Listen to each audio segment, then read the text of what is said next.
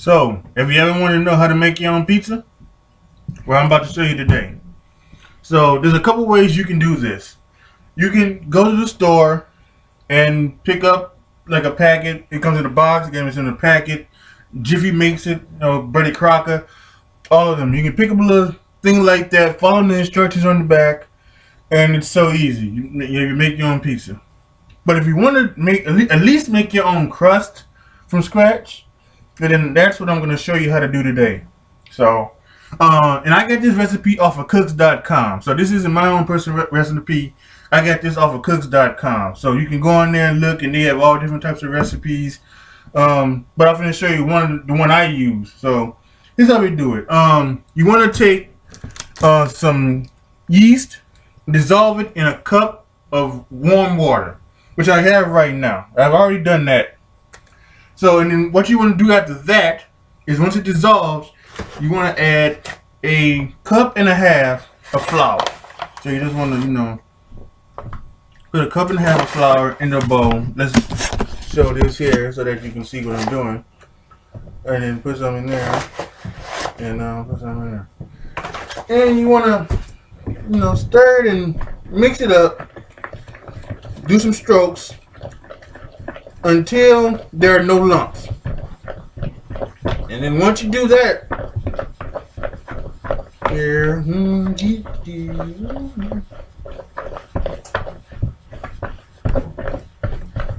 stir it like this.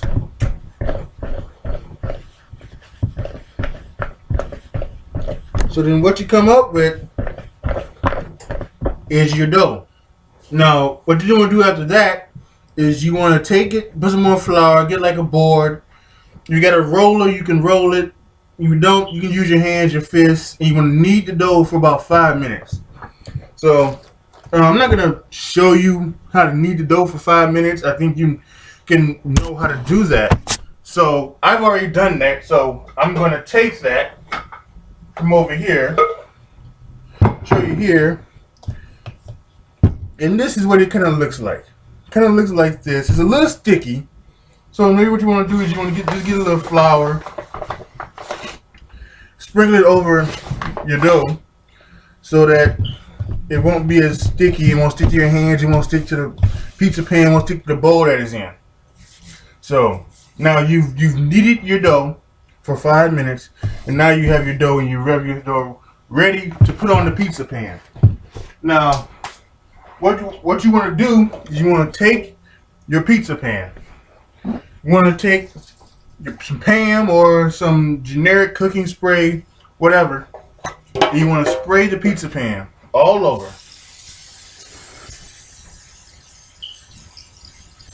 Spray the pizza pan. This way, your crust won't be sticking to the pan. It'll come straight off the pan when you want to cut and eat your pizza.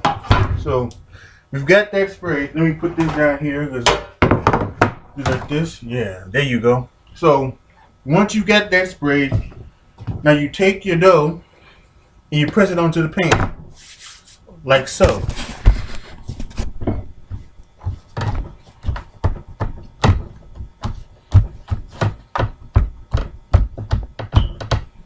You want to try to spread it out as evenly as you can and make some little crust things at the end so that you have like your handles of the crust and anything like that. Now this one is a 12-inch pan, so that's what I'm making right now, like a 12-inch. But I make something bigger. I make some deep dish.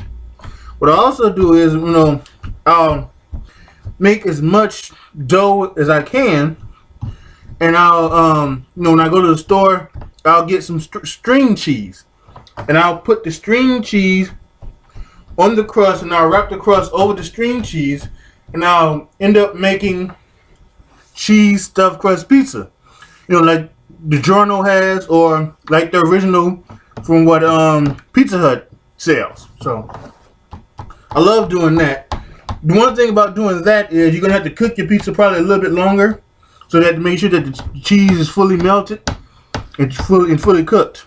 Otherwise, you'll get some cold cheese in your crust, and you don't want that. All right. So I spread this around. Alright, so once you get through putting your crust and trying to spread it as even as you can on your pizza pan, you end up with something like that. Nice, huh? I'll say. So now, what you want to do is now you want to top your pizza. And you can have any toppings you want to. Usually, one of my specialties is a 4-meat pizza where I use pepperoni, sausage, bacon, and Canadian bacon. I love doing that. But this evening, I'm going to do sausage and pepperoni right here. But of course, what you got to do is you got to put on the sauce. Now, I didn't have any sauce in the can. Obviously, you set them in stores. You get them in cans, get them in jars. These are going to come in these little package right here.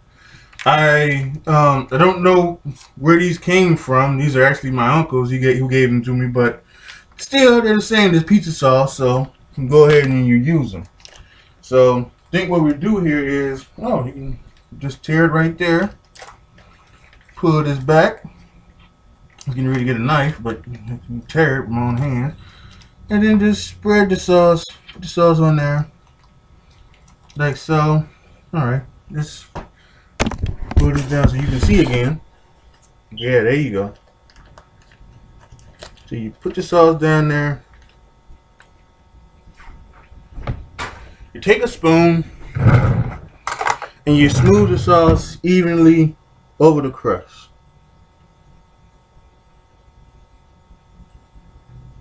Like so. Now, I've been doing this for about 15, 16 years. So, I'm really good at this. Don't get down on yourself if it doesn't come out right the first time. Practice will make perfect. So, keep doing this. You'll find out, how much sauce you need and how much, crust you'll need to make and how much cheese you need and toppings and all that stuff. So, but don't get down on the first time if it doesn't come out exactly right. Okay, so now we've got the sauce on the pizza. So what I do is that when I put pepperonis on mine, I put a layer of pepperoni on the sauce before I top it with cheese. So that's what I'm going to do right now. So let's once again move back down here. And let's top the pizza.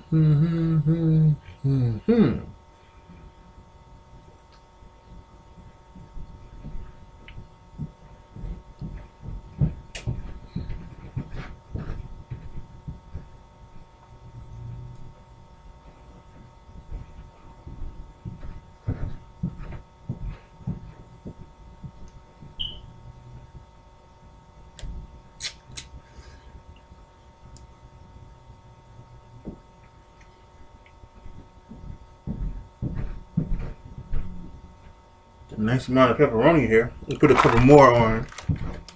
I'm gonna put some on the top too once I get the cheese on, but I like a layer of pepperoni on the bottom because it just gives it a little more flavor, And of course, when you do this more often, you'll figure out what you like best about making these pizzas.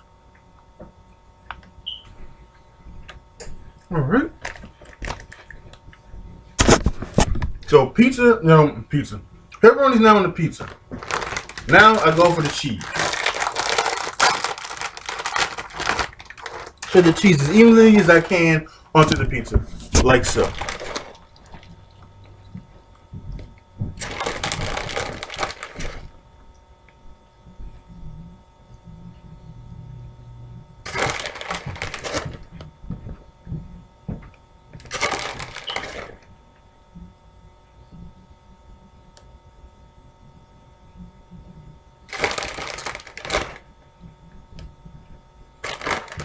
Alright.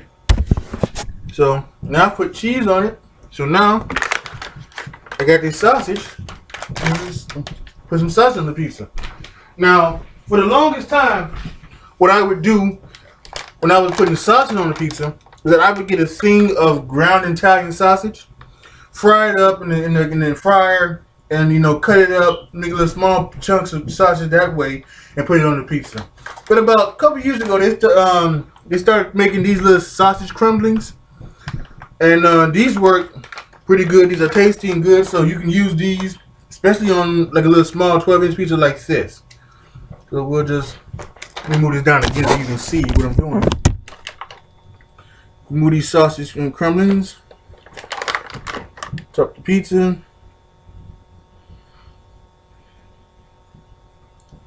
These work pretty good.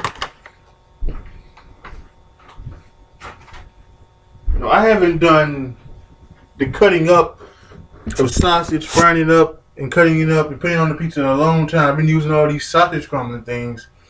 But maybe next time I do that, I make a pizza, I will do that. Go back old school, as they like to say. Okay, so I still got some pepperoni left. I'm gonna put some more pepperoni on this pizza. Use this all up. Well, use some of it up, at least. Put a couple pieces here and here, here.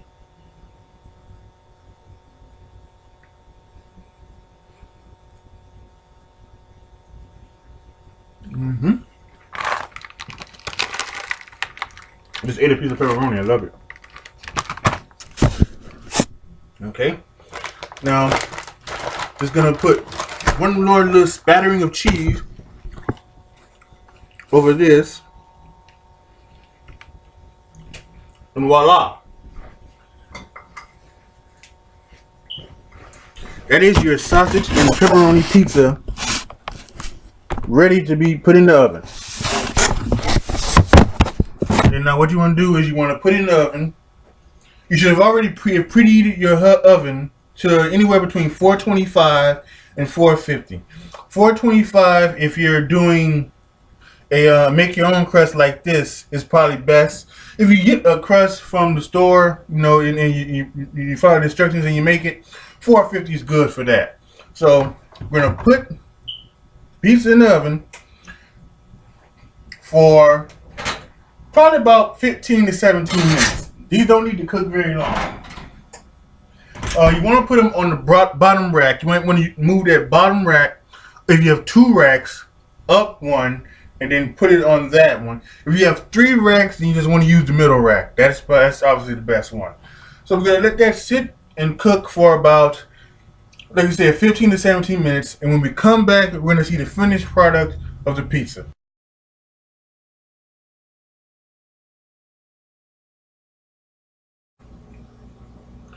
Alright, so it's been about 15 minutes. Let's take the pizza out of the stove and let's see how it looks.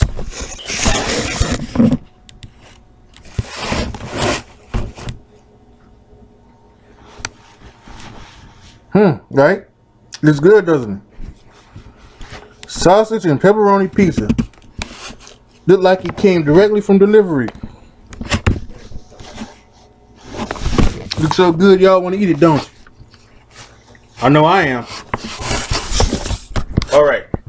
So, this showed you how to make a pizza by making your own crust, adding toppings and everything else onto it. Now again, you know, you can use anything. Use what you like. My only recommendations are that you gotta spray the pan. You got to. Otherwise the pizza's gonna stick to the pan. So I would say just spray the pizza pan. If you're making your own crust like I did here, you probably want to cook it on 425.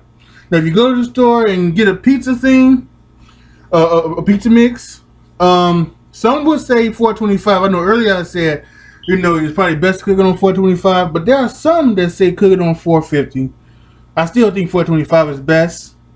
Either way, you do what you want to do. I would say follow the instructions on the pizza crust mix, whatever that is.